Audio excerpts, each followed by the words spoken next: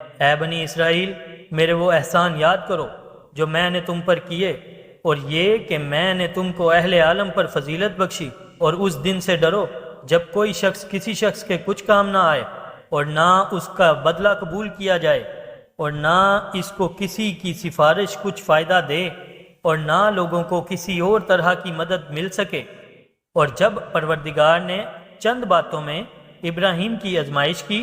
تو ان میں پورا اترے۔ خدا نے کہا کہ میں تم کو لوگوں کا پیشوا بناؤں گا۔ انہوں نے کہا کہ پروردگار، میری اولاد میں سے بھی پیشوا بنائیو۔ خدا نے فرمایا کہ ہمارا اقرار ظالموں کے لیے نہیں ہوا کرتا۔ اور جب ہم نے خانہ کعبہ کو لوگوں کے لیے جمع ہونے اور امن پانے کی جگہ مقرر کیا، اور حکم دیا کہ جس مقام پر ابراہیم کھڑے ہوئے تھے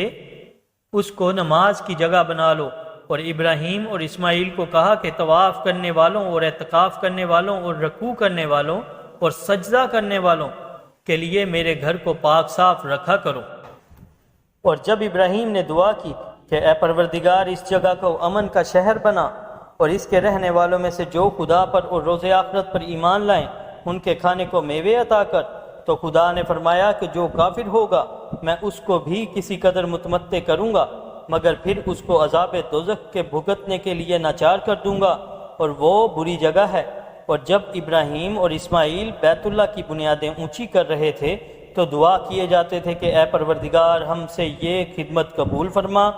بے شک تو سننے والا اور جاننے والا ہے۔ اے پروردگار، ہم کو اپنا فرما بردار بنائے رکھیو، اور ہماری اولاد میں سے بھی ایک گروہ کو اپنا مطیع بنائے رہیو، اور پروردگار ہمیں طریق عبادت بتا، اور ہمارے حال پر رحم کے ساتھ توجہ فرما، بے شک تو توجہ فرمانے والا